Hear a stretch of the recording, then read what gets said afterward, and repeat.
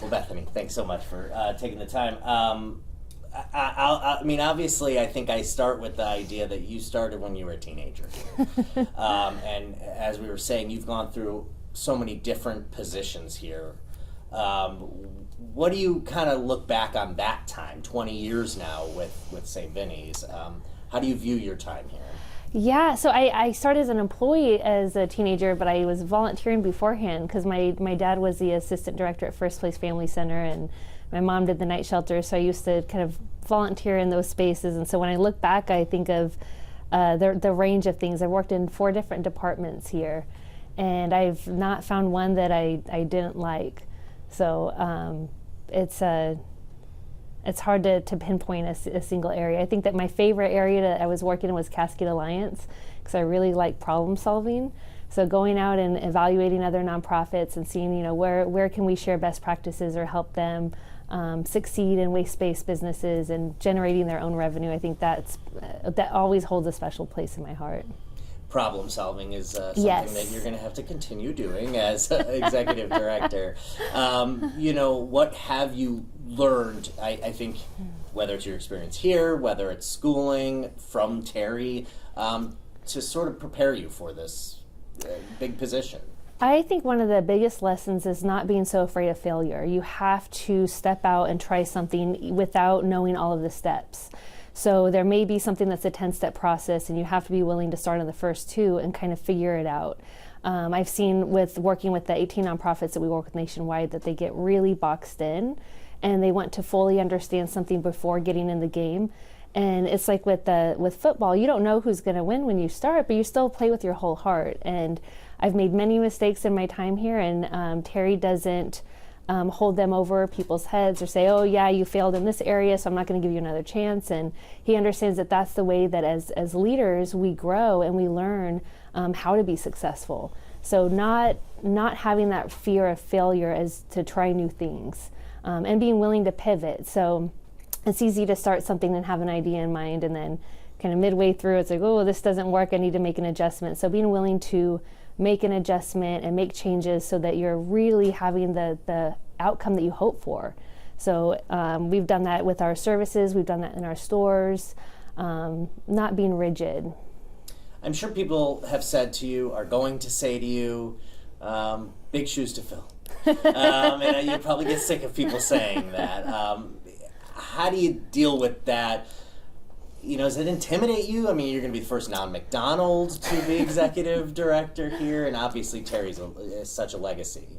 Yeah, well, they are big shoes to fill. That's the reality is that Terry is a community treasure, and he's going to continue to be a community treasure. He could have gone and run any other organization, and he chose to invest his time in this community, and that's extremely commendable. But I also understand that we are very different. So where we have shared passion, it's with the mission, vision, values of the organization. It's with the desire to provide community service, create jobs, environmental stewardship. But we have different approaches. And so I don't look at myself as trying to be a duplicate version of him, but more how do I continue that same heart for the agency and bring my own flavor.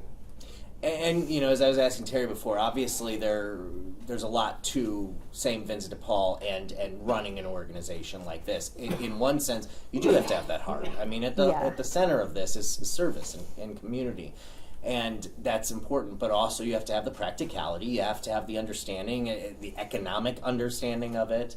How do you balance those, and how do you approach that sort of position with many different hats you have to wear?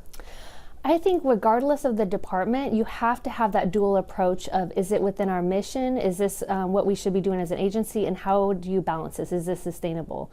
So having that balanced approach really helps with the business side of things. So for example, within our First Place Family Center, we have a wish list of a dozen items of what we would like to do, but we don't have the sustainable capital to do them all. So it's understanding this is within our mission and vision, this is what we want to do. We can't responsibly do that. So I think that really helps with that lens as far as how do you run an agency that has the gross receipts that we do, and it's with that financial responsibility. Is it within our mission, vision, values, and can we reasonably do so? And making that hard decision of sometimes it's no, we can't, and we have to take a step back. But you have to have a heart for this. Yes. And I wanted to ask if you can go back in your time volunteering here, working here, maybe when you were a kid. Do you remember a time where you saw the impact of what you were doing here? Whether it was a person you helped or somebody. Yes, absolutely. So there's a few examples that come to mind. One is with the Cascade Alliance when we were mentoring other nonprofits. I was working with a group that they were at $900 a day in their store, and they had a heart to improve services for the community, but you have to generate some revenue to do so. And within a year of working with them, they were double their revenue. They were providing services for kids in the community. And at this point, 5 years later, they're looking at adding affordable housing. So recognizing the wins has been a really huge. And then on just kind of a smaller scale, being in the First Place Family Center, I actually started off watching kids while their parents were taking some second chance renters rehabilitation courses, and seeing the growth in kids, even over a short amount of time.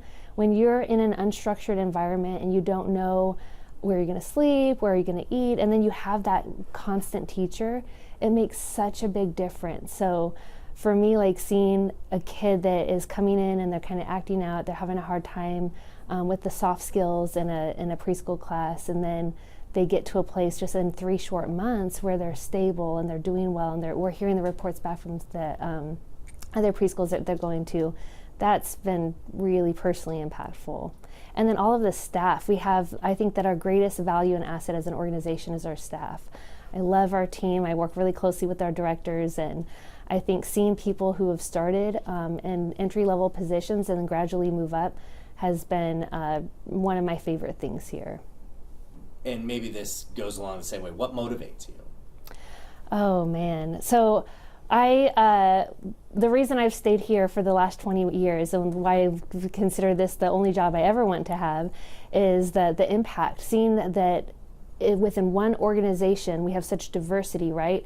We have our affordable housing, our homeless and emergency services, our retail manufacturing, being able to elevate the individual, whether it's an employee, so giving someone a chance and opportunity who maybe they want to stay with us, maybe they want to move out and work for Lane County, and that's great, right? So elevating the individual, whether it's an employee or someone who needs to access services, is my number one motivator, is the people. What's the future of St. Vinny's? I mean, what do you see moving forward? Well, I think that we have, as an agency, over the last 5 decades, we have these 3 core areas, and the 3 core areas stay the same: the affordable housing, homeless emergency services, retail manufacturing, but then how they show up changes. Right now, one of the things that we're seeing is a lot of seniors coming through our homeless and emergency services area. So I'm looking at how do we enhance care for an aging population that's on the street? How do we better train our staff? What materials do we need there?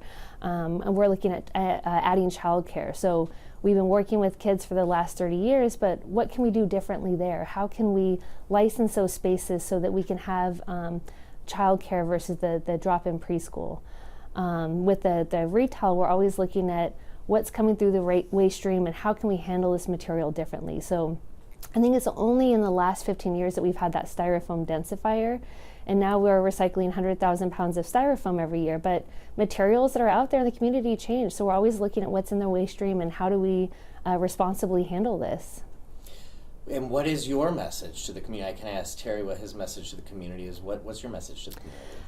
My message is thank you. Thank you for all of your support, because in reality, everything that we do, it would not be possible without the community members. We have incredible volunteers with our EM programs, with our First Place Family Shelter programs. We have individuals who give materials to the stores, and we have a really lean overhead, but the stores help support the overall agency. And so whether it's someone who's just dropping off a bag of clothes or volunteering or being a financial supporter, we need all of those people for this agency to be successful, and I'm incredibly grateful for them. And I'm looking forward to interact with everyone more. Sure. Yes, you've had so much experience already doing that. I was also going to ask, this may be an off the wall. Do you know if you have any photos or anything of time when you were younger working here or volunteering here? I have some photos of me in big boxes. Okay. Do you think sorting some books, or working at the family shelter. that would be awesome? Do you have them like on a computer or something? Or Yeah, I digitally? could grab them and send them your way. That would be awesome. Angela, Lauren, did you have anything for Bethany? Looking back to stocking books to taking over Terry's position, do you think you're the same person? Oh, absolutely not.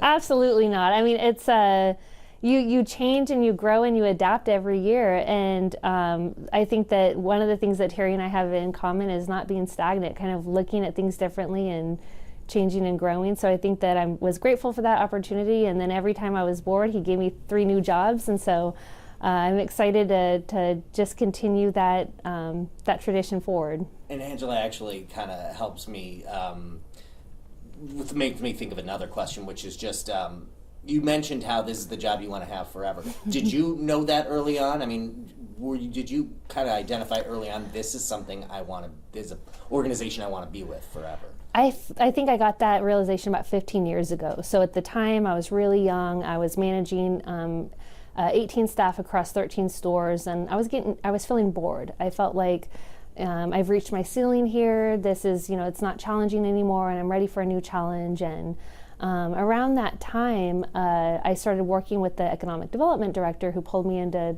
work with Cascade Alliance, and it really opened my eyes to the breadth and depth of the organization and how much work there is to do here, and that I didn't have to be pigeonholed in any particular role. So that was when I realized I could work here forever and just do something different every day. At what point did you think, maybe even as executive director? When it first came up, I thought not a chance. But this was several years ago, and then when Terry and I first talked about it in 2019, and then we had all of the shifts during the pandemic, I realized how effective I could be across departments. So in 2020, I was managing 3 departments, and in 21, I was able to work more closely with the directors across all 12 of the departments. And I think around that time is when I recognized the things that I like to do on a smaller scale, I can have more impact, large scale, if I step into a larger role. Anything you wanted to add? Oh, just how much I love St. Vinny's, and I love the staff, and I'm really looking forward to continue working with Terry. So he and I have been working closely together the last few years. We work well together, and we plan to continue doing so. So I'm really thankful that he's continuing to provide guidance and mentorship, and not just to myself, but the other directors. So I'm really thankful for the team that I have around me.